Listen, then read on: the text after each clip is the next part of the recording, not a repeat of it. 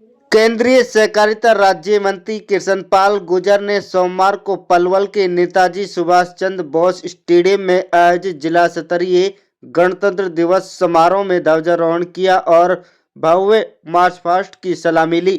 समारोह के दौरान देशभक्ति से ओतप्रोत सांस्कृतिक कार्यक्रमों की आकर्षक प्रस्तुतियां दी गई। केंद्रीय सहकारिता राज्य मंत्री कृष्णपाल गुर्जर ने 77वें गणतंत्र दिवस की प्रदेशवासियों को हार्दिक शुभकामनाएं दी। उन्होंने स्वतंत्रता सेनानी और शहीदों को नमन करते हुए कहा कि उनके बलिदानों के कारण ही आज हम यह गौरवशाली पर्व मना पा रहे हैं। उन्होंने कहा कि आज ही के दिन वर्ष 1950 में भारतीय संविधान लागू हुआ, जिसने देश के नागरिकों को न्याय, स्वतंत्रता और समानता का मौलिक अधिकार प्रदान किए। 77वें गणतंत्र दिवस के पावन पर्व पर मैं आप सभी को हार्दिक बधाई और शुभकामनाएं देता हूं। मैं यहां पर उपस्थित आप सभी का स्वागत एवं अभिनंदन करता हूं। आज मैं स्वतंत्रता सेनानियों व शहीदों को भी नमन करता हूं, जिनके बलिदानों से हमें गणतंत्र दिवस मनाने का यह गौरवशाली अवसर प्राप्त हुआ। आज ही के दिन 76 वर्ष पहले सन 1950 को हमारा संविधान लागू हुआ था। इसी संविधान ने हमें न्याय, स्वतंत्रता, समानता के मौलिक अधिकार दिए। इसी दिन भारत विश्व का सबसे बड़ा संप्रभुता संपन्न लोकतांत्रिक गणराज्य बना। इस अवसर पर मैं संविधान निर्माता बाबा साहेब डॉक्टर भीमराव अम्बेडकर सहित संविधान सभा के तमाम सदस्यों को नमन करता हूं। आज का यह ऐतिहासिक दिन देशवासियों को एक मजबूत राष्ट्र के रूप में आगे बढ़ने के लिए साहस और प्रेरणा देता है। इस दिन हम उन महापुरुषों को भी याद करते हैं जिन्होंने भारत को स्वतंत्रता दिलवाने और भारतीय संविधान को लागू करने में महत्वपूर्ण भूमिका निभाई। इसकी बदौलत ही भारत आज एक गणराज्य कहलाता है। देश को आजादी दिलाने के लिए राष्ट्रपिता महात्मा गांधी, नेताजी सुभाष चंद्र बोस, लाला लाजपत राय, सरदार वल्लभ भाई पटेल और डॉक्टर राजेंद्र प्रसाद जैसे महापुरुषों और स्वतंत्रता सेनानियों ने कड़ा संघर्ष किया। भाइयों बहनों, स्वतंत्रता के बाद से ही भारत दुनिया में एक बड़ी ताकत के तौर पर अपनी पहचान बनाने में कामयाब रहा है। इसका श्रेय हमारे उन राजनेताओं, कर्मठ किसानों, मजदूरों, कारीगरों तथा वैज्ञानिकों को जाता है, जिन्होंने दिन रात एक करके इस देश को विकास की गति को प्रदान की। आज हमारा देश प्रधानमंत्री श्री नरेंद्र मोदी जी के नेतृत्व में चहुमुखी प्रगति कर रहा है।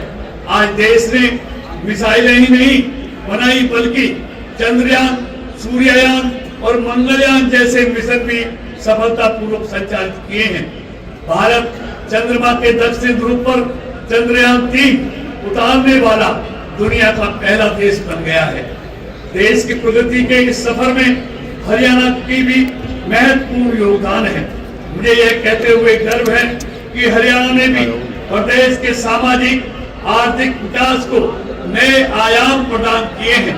स्वतंत्रता आंदोलन में अग्रणी भूमिका निभाने वाले हरियाणा वासियों की याद में अंबाला में स्वतंत्रता संग्राम स्मारक बनकर तैयार हो गया है। इसके साथ ही शिक्षा, स्वास्थ्य एवं खेलों में भी हमने नई ऊंचाइयों को छुआ है। हमारी कितनी ही नीतियां और योजनाओं का देश के दूसरे राज्य अनुसरण कर रहे हैं। आज भी हरियाणा के नौजवान सेना में भर्ती होना अपनी शान समझते हैं। यही कारण है कि आज भारतीय सेना का हर 10वां जवान हरियाणा प्रदेश से है। हम अपने शहीदों के बलिदानों का कर्ज तो नहीं चुका सकते, लेकिन उनके परिजनों की देखभाल करके उनके प्रति सम्मान अवश्य जता सकते हैं। मैं देश की सीमाओं की सुरक्षा करने वाले वीर सैनिकों के प्रति कृतज्ञता व्यक्त करता हूँ। इस दिशा में हमने सैनिक व अर्धसैनिक कल्याण विभाग का गठन किया है।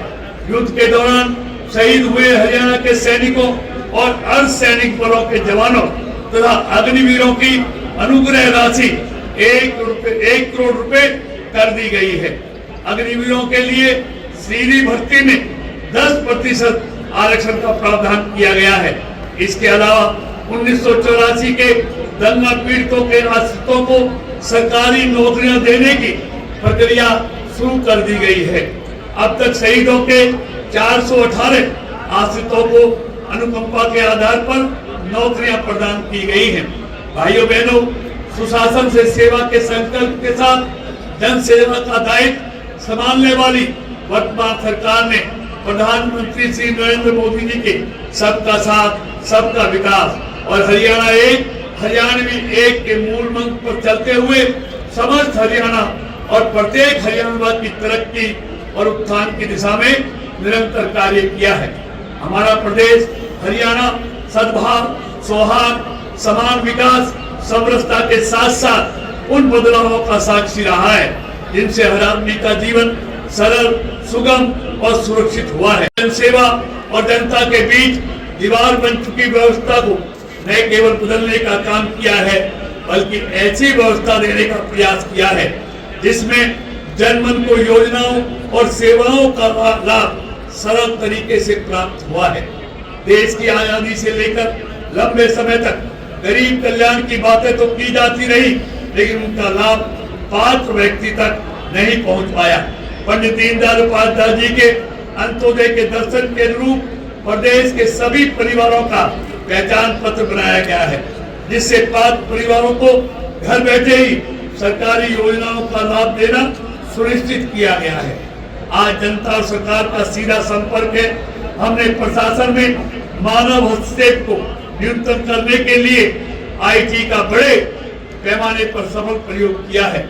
आज हर सरकारी योजना को पारदर्शी तरीके से लागू किए जाने से घर बैठे ही गरीब की बेटी की शादी का 71,000 रुपए सगुन, बुजुर्ग, विधवा व दिव्यांग को 3200 रुपए की मासिक pension, BPL card, Chirayu card का लाभ, किसानों को उनकी फसल का भुगतान कंप्यूटर की एक क्लिक से सीधे लाभ पात्रों के खाते में पहुंच रहा है। किडनी रोग से पीड़ित रोगियों को सभी सरकारी अस्पतालों एवं मेडिकल कॉलेजों में निःशुल्क डायलिसिस की सुविधाएं मुहैया कराई जा रही हैं।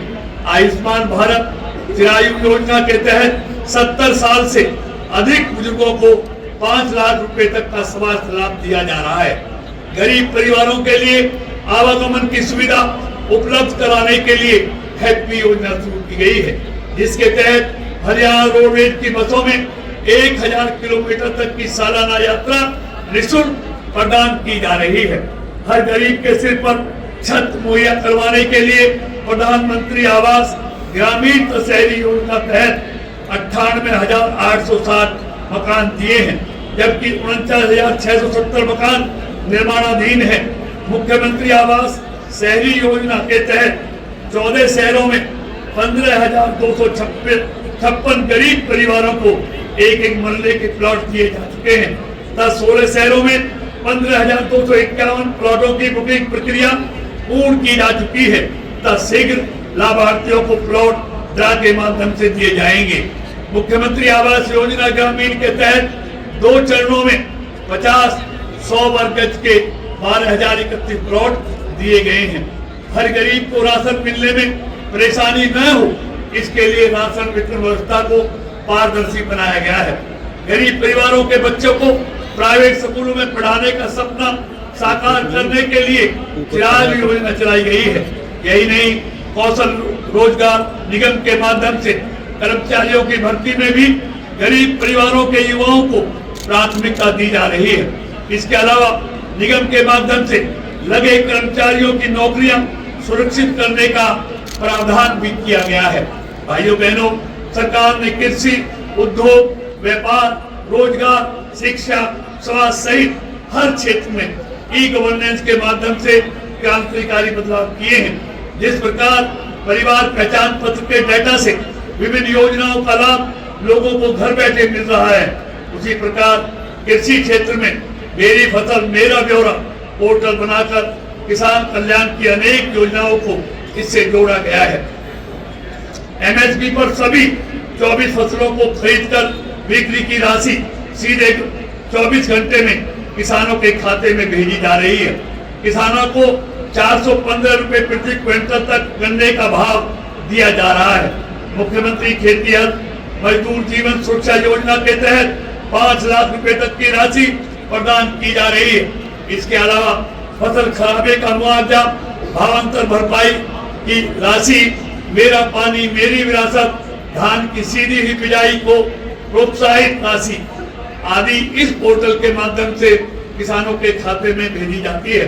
पीएम किसान सम्मान निधि योजना के तहत प्रदेश के 20,17,000 किसानों को 21 किस्तों में 7,234 करोड़ रुपए सीधे प्रदान किए जा चुके हैं। देसी गाय की नस्लों को सुधार और विकास के लिए गोकुल ग्राम की स्थापना की गई है। प्राकृतिक खेती को बढ़ावा देने के लिए प्राकृतिक खेती क्षेत्र का दायरा बढ़ाकर 1 लाख एकड़ करने का लक्ष्य निर्धारित किया गया है। प्राकृतिक खेती अपनाने वाले किसानों को देसी गाय की खरीद पर दी जाने वाली राशि 30,000 रुपए की गई है। बेसहारा पशुओं के पुनर्वास और बुनियादी ढांचे के विकास के लिए 70 करोड़ रुपए की राशि व्यय की जा रही है।